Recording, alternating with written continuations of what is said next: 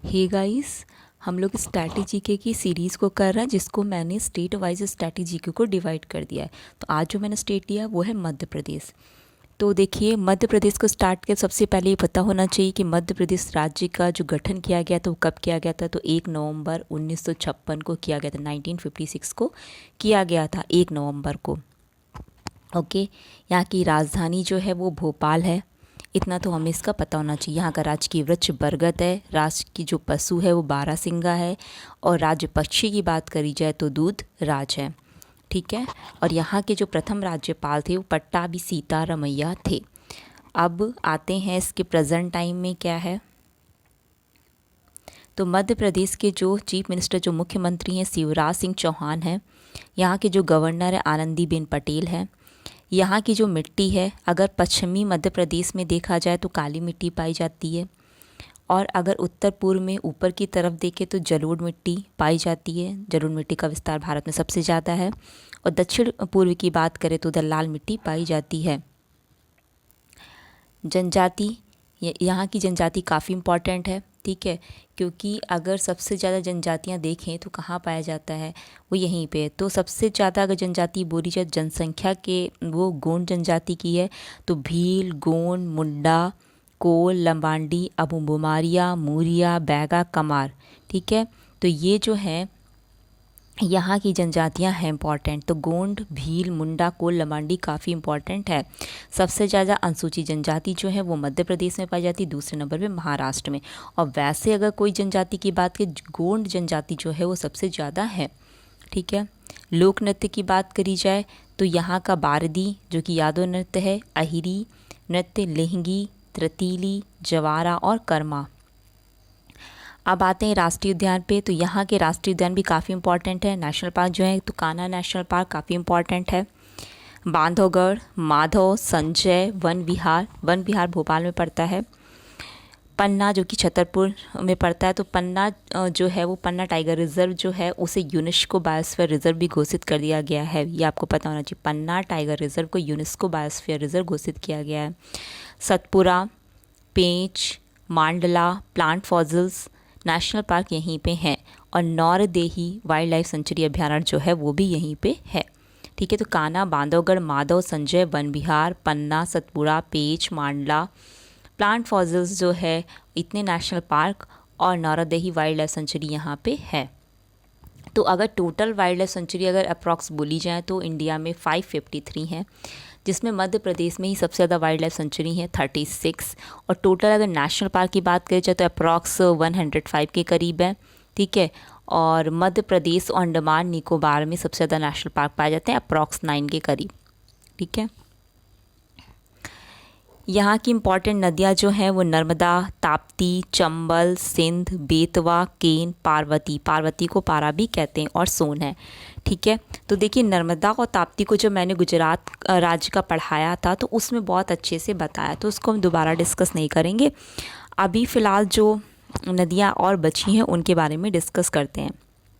तो देखिए, सबसे पहले तो पार्वती नदी, जिसे पारा भी कहते हैं, तो पार्वती नदी विंध्याचल पर्वत श्रेणी से निकलती है और चंबल नदी में मिलती है। यहाँ की सबसे इम्पॉर्टेंट नदी कौन सी है? चंबल नदी है। तो चंबल नदी पे आते हैं। देखिए, चंबल नदी जो है इंदौर के पास से जाना पाव की पहाड़ियों से, जो कि महू के पास पड़ती है, महू के पास से निकलती है। ठीक है। इंदौर के पास जाना पाव की पहाड़ियाँ कहाँ से? महू के पास से, मतलब इंदौर के पास से ये निकलती है, राजस्थान होते हुए बाद में मध्य प्रदेश और राजस्थान की सीमा में बहते हुए, ठीक है, बॉर्डर में बहते हुए यूपी में इटावा से 40 किलोमीटर दूर मुरादगंज में यमुना से मिल जाती है जाके।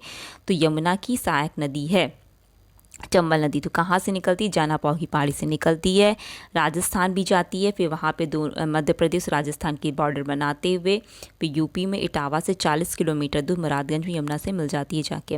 राजस्थान का कोटा और धौलपुर, मध्य प्रदेश का उज्जैन, मंदसौर, भिंड, ये सब नर्मदा नदी यहाँ से बहती जो इम्पॉर्टेंट है। इसकी सहायक नदी काली सिंध, पार्वती, छिप्रा के ही में ही उज्जैन शहर बसा हुआ है। ठीक है। तो उज्जैन शहर किस नदी किनारे है? तो छिप्रा नदी किनारे। बनासी काफ़ी इम्पॉर्टेंट है। गांधी सागर डैम जो है वो आपको पता होना चाहिए। ठीक है। तो गांधी सागर डैम जो है चंबल रिवर पे है, वो कहाँ पे? मंदसौर पे है। ठीक है। बांट सागर डैम जो कि सोन रिवर पे है, ये भी काफ़ी इम्पॉर्टेंट है।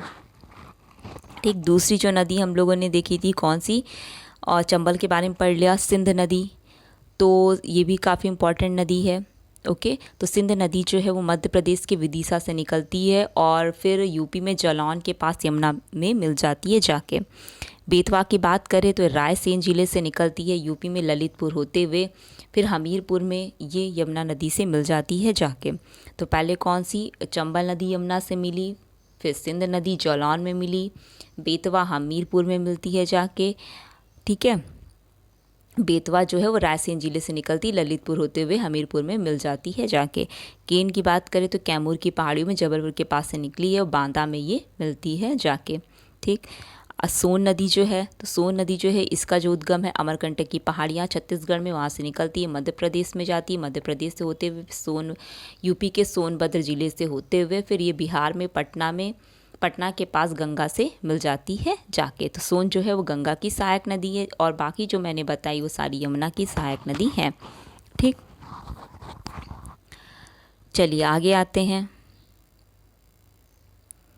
आगे हमारा है भानुगुप्त का एरण अभिलेख, तो ये भी काफ़ी इम्पॉर्टेंट है। ठीक है, हिस्ट्री में आपने पढ़ा होगा भानुगुप्त का एरण अभिलेख। तो देखिए ये जो है ये कहाँ पे है, पहले ये पता होना, तो जबलपुर में है, मध्य प्रदेश के जबलपुर में। तो सती प्रथा के जो प्रचलन के संबंध में जानकारी देने वाला प्रथम अभिलेख इसे माना जाता है। सती प्रथा के प्रचलन के बारे में जानकारी देने वाला प्रथम अभिलेख इसे माना जाता है। कुमारगुप्त का जो मंदसौर प्रशस्ति है ये भी काफ़ी इम्पॉर्टेंट है, मंदसौर मध्य प्रदेश में पड़ता है। ठीक है, तो ये आपको पता होना चाहिए। चलिए आगे आते हैं यहाँ के मंदिर के बारे में। तो कंदरिया महादेव का मंदिर जो कि खजुराहो में है। ठीक, तो एमपी में पड़ता है। चंदेल वंश का सबसे प्रतापी राजा जो विद्याधर था जिसने इसका निर्माण कराया था, तो विद्याधर ने इसका निर्माण कराया था कंदरिया महादेव का। इसने क्या किया था, 1019 से 1022 में महमूद गजनी का जो मुकाबला किया, 1019 में इसने विद्याधर से महमूद गजनी की संधि करनी पड़ी थी। 1019 में विद्याधर और महमूद को एक दूसरे संधि करनी पड़ी थी, जिसमें कुछ किले विद्याधर को जो महमूद गजनी था उसको देना पड़ा था। ठीक है, तो ये आपको पता होना चाहिए, काफ़ी इम्पॉर्टेंट है ये। चलिए आगे आते हैं। तो कंदरिया महादेव का मंदिर आपको पता होना चाहिए, खजुराहो में जो मध्य प्रदेश में, उसका सबसे प्रतापी राजा जो था विद्याधर था जिसने इसने बनवाया था। ठीक है, तो विद्याधर इस वजह से इम्पॉर्टेंट हो जाते हैं क्योंकि इन्होंने महमूद गजनी का सामना किया था। ठीक है, नेक्स्ट है मदन महल जो कि जबलपुर में है, मदन शाह इसके क्रिएटर हैं। फिर है नेक्स्ट मृगनैनी जो कि गुजरी में, जिसे गुजरी महल के नाम से जानते, ग्वालियर में पड़ता, राजा मान सिंह तोमर ने बनवाया था अपनी पत्नी मृगनैनी की याद में। ठीक है, धार फोर्ट जिसे सुल्तान महमूद तुगलक ने बनवाया था। अगर बात करी जाए सर्वाधिक वन क्षेत्रफल तो मध्य प्रदेश में ही है। अगर प्रतिशत के हिसाब से बोले जो वन है तो वो मिज़ोरम में पाए जाते हैं, फिर अरुणाचल प्रदेश में। लेकिन वैसे अगर बोला जाए तो सबसे ज़्यादा जो वन क्षेत्रफल है वो मध्य प्रदेश में है। ठीक, मंदिर मूर्तियों का शहर किसे बोला जाता है, तो उज्जैन को मंदिर मूर्तियों का शहर बोला जाता है। महाकाल की नगरी भी उज्जैन है। मैग्नीज नगरी बालाघाट है। संगमरमर की नगरी बेड़ाघाट है। और मध्य भारत का इथोपिया की बात करी जाए तो मध्य प्रदेश को बोला जाता है। ठीक है, मालवा क्षेत्र गेहूं का भंडार के नाम से जाना जाता है। ग्वालियर को तानसेन की नगरी। ठीक है, और अगर इंदौर बोला जाए तो मध्य प्रदेश की मुंबई कहलाता है। और जो भोपाल है वो झीलों का शहर कहलाता है। मैहर जो कि संगी नगर के नाम से जाना जाता है। तो इतना आपको पता होना चाहिए। आगे आते हैं महाकालेश्वर टेम्पल। तो महाकालेश्वर टेम्पल जो है एक ज्योतिर्लिंग है। ठीक है, भगवान शिव की जो ज्योतिर्लिंग है 12, तो उनमें से एक है, उज्जैन में पड़ता है, ये आपको पता होना चाहिए। ठीक, और ओमकारेश्वर टेम्पल शिव जी का ही ये भी ज्योतिर्लिंग है। चतुर्भुज से ही लग रहा है कि वो चतुर्भुज कौन, विष्णु जी, तो ओरछा में पड़ता है, आपको पता होना चाहिए। चौदौसी योग जो 64 योगिनी का जो टेम्पल है वो जबलपुर में यहीं, ठीक है, तो मध्य प्रदेश में ही पड़ता है। आगे आते हैं करेंसी छापा खाना जो कि देवास में है। ठीक है, सिक्योरिटी पेपर मिल होशंगाबाद में है। National news print and paper में नेपानगर खंडवा में और बिरला कागज़ कारखाना अमलाई शहडोल में पड़ता है। तेल शोधक संयंत्र जो है बीना सागर में है। वरना डैम ग्रेविटी डैम है, बरना रिवर पे बनाया गया है, ठीक है, रीजन डिस्ट्रिक्ट पे। शाहपुरा जो लेक है, जो झील है, वो भोपाल में पड़ती है। भोजताल जो झील है वो अपर लेक के नाम से भी जानी जाती है, ठीक है, तो ये भोपाल में पड़ती है। तावा रिवर का जो सोर्स है, तावा रिवर हाँ छूट गई थी, तो इसका जो सोर्स है वो सतपुरा रेंज है। नर्मदा नदी पे इसका मुहाना है। देवी अहिल्याबाई होलकर हवाई अड्डा जो कि इंदौर में पड़ता है। राजा भोज अंतर्राष्ट्रीय हवाई अड्डा जो कि भोपाल में पड़ता है। इतना आपको पता होना चाहिए। देखिए, उदयगिरी की गुफाएं यहाँ पे हैं, भृतहरि गुफाएं यहाँ पे है, बाघ की गुफाएं यहीं पे, जोगीमारा की गुफाएं और भीमबेटका भी मध्य प्रदेश में पड़ती हैं। ओके, इतना हमें पता होना चाहिए, इसके बारे में भी काफ़ी इम्पॉर्टेंट है। जो तानसेन का संगीत समारोह ग्वालियर में, देखिए ग्वालियर का ध्यान रखना है, तानसेन से रिलेटेड हैं वो, ठीक। और अगर बोला जाए भारत में सबसे अधिक अफीम जो उत्पादक वाला जिला है वो कौन सा है, तो मंदसौर ही मध्य प्रदेश का पड़ता है। भारत में हीरा खनन में प्रथम जो है वो पन्ना, ठीक, ये भी आपको पता होना चाहिए। नर्मदा उत्सव कहाँ पे बनाया था, बेड़ाघाट में, जबलपुर में, ठीक। अलाउद्दीन खां का संगीत समारोह कहाँ, मैहर में होता है।